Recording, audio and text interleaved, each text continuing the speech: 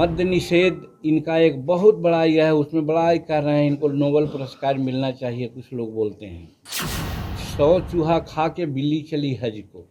2005 में और 2010 में गांव-गांव में इन्होंने दारू बेचने का लाइसेंस दिलाया था कि यदि हम लोगों की सरकार आवेगी आगे के दिनों में, तो या तो हम गुजरात मॉडल का मद्य निषेध कानून लाएंगे और नहीं तो पूर्ण रूप में हम लोग छोड़ देंगे। पहले था तो क्या हो रहा था, दूसरे राज्यों में फ्री है तो क्या हो रहा है, अपने आप समझदार होने, उसके जगह पर हम लोगों को शिक्षित करेंगे। तो दिल्ली में 5 तारीख को धरना देने जा रहे हैं और वहाँ एक हवन करेंगे, नीतीश कुमार स्वाहा, नीतीश कुमार स्वाहा, और महात्मा गांधी के चरणों में जाकर के प्रणाम करेंगे। नमस्कार, मेरा नाम प्रेम है और आप लाइव स्ट्रीम देख रहे हैं। जीतन राम मांझी बिहार के पूर्व मुख्यमंत्री ने बड़ा ऐलान कर दिया है, साफ शब्दों में कह रहे हैं हमारी सरकार आएगी तो शराब चालू करवा देंगे। देखिए तमाम मुद्दे को लेकर क्या कुछ कर रहे हैं, ठीक देखिए आप इस वीडियो में। नीतीश कुमार जी के अच्छे कामों के लिए हम लोग जंतर मंतर गांधी दिल्ली में 5 तारीख को धरना देने जा रहे हैं और वहाँ एक हवन करेंगे, नीतीश कुमार स्वाहा, नीतीश कुमार स्वाहा, और महात्मा गांधी के चरणों में जाकर के प्रणाम करेंगे। और फिर 24 तारीख को यही मिलर स्कूल में हमारे शेड्यूल कास्ट और जो हिंदुस्तानी अवाम मोर्चा से समर्थक हैं, या अब तो हम ये कहते हैं कि जो नीतीश कुमार के कुकर्मों से आहत हैं, उन सबों का एक बैठक बुलाया है 24 दिसंबर को यही मिलर हाई स्कूल में। और हम समझते हैं कि आप लोगों के माध्यम से भी इस बात को आना चाहिए, सो दैट कि बहुत लोगों को मालूम, भाई हमारे पास सरकारी एजेंसी तो नहीं है, हम तो और लोगों को नहीं देंगे, डरा नहीं सकते हैं। तो आपके माध्यम से अगर सूचना मिलेगी तो हज़ारों का कि लाखों की संख्या में लोग आवेंगे, ऐसा हमारा विश्वास है। कि मद्य निषेध इनका एक बहुत बड़ा यह है, उसमें बड़ा ही कर रहे हैं, इनको नोबेल पुरस्कार मिलना चाहिए, कुछ लोग बोलते हैं। 100 चूहा खा के बिल्ली चली हज को। 2005 में और 2010 में गांव-गांव में इन्होंने दारू बेचने का लाइसेंस दिलाया था। सब कोई पी रहा था, आज भी पी रहा है। अब इनको कैसे तो एहसास हुआ तो उसको बंद कराना चाहते हैं।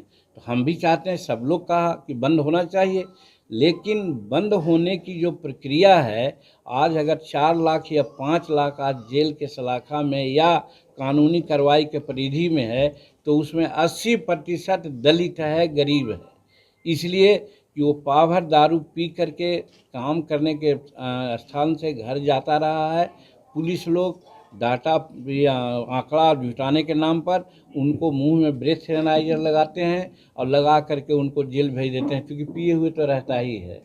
बहुत कहने पर एक समीक्षा किए हैं, समीक्षा तीसरा समीक्षा किए हैं, जिसमें यह है कि जेल नहीं जाएगा, जुर्माना लेके छोड़ दिया जाएगा। लेकिन कैसे, न उमन हुई है न राधा नाची हैं, कहानी कही जाती है। आप कहते हैं कि साहब उससे 3000 या 4000 जुर्माना लेकर के आप छोड़ दीजिए, लोग लेता है 5000 और 7000 चार्ज करता है, और रसीद भले दे 2000-3000 का, लेकिन जो मजदूर 500 रुपया कमा करके जा रहा है और पकड़ा गया, वो 2000 और 3000 जुर्माना कहाँ से देगा? नेचुरली वो जेल में चल जाता है। तो कहने का मतलब कि शेड्यूल कास्ट के अधिकांश और दलित गरीब तबके के अधिकांश लोग आज जेल के शिकंजे में हैं। इसलिए हम कहना चाहते हैं कि आप अपना जो मद्य निषेध वाला जो ये है, दोषपूर्ण आपका है, आप ठीक से उसको नहीं किए हैं, उसको वापस लीजिए। और हम डिक्लेयर करना चाहते हैं कि यदि हम लोगों की सरकार आवेगी आगे के दिनों में, तो या तो हम गुजरात मॉडल का मद्य निषेध कानून लाएंगे और नहीं तो पूर्ण रूप में हम लोग छोड़ देंगे। पहले था तो क्या हो रहा था, दूसरे राज्यों में फ्री है तो क्या हो रहा है, अपने आप समझदार होने, उसके जगह पर हम लोगों को शिक्षित करेंगे, अवेकनिंग करेंगे, अवेयरनेस करेंगे कि नहीं पीना चाहिए। तो कहने का मतलब ये भी एक एंगल है जिससे हम कह सकते हैं कि शेड्यूल कास्ट के प्रति इनका नज़रिया ठीक नहीं है।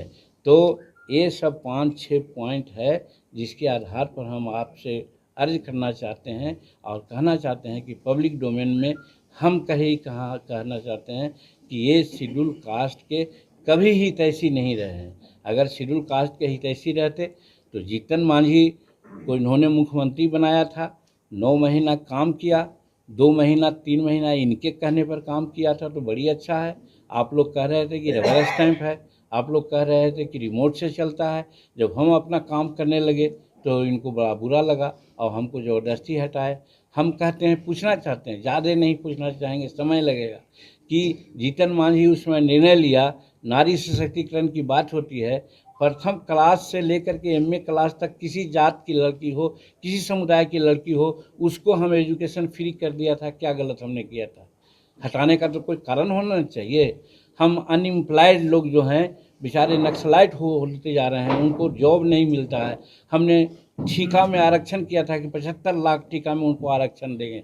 क्या गलत किया? तभी आप जीतन राम मांझी को सुन रहे थे। तमाम मुद्दे को लेकर क्या कुछ कहा उन्होंने, आपने सुना है किस तरीके से जो जीतन राम मांझी है वो कह रहे हैं कि जब हम सरकार में आएंगे तो बिहार में शराब चालू करवा देंगे। बाकी की तमाम खबरों के लिए बने रहे लाइव के साथ। धन्यवाद।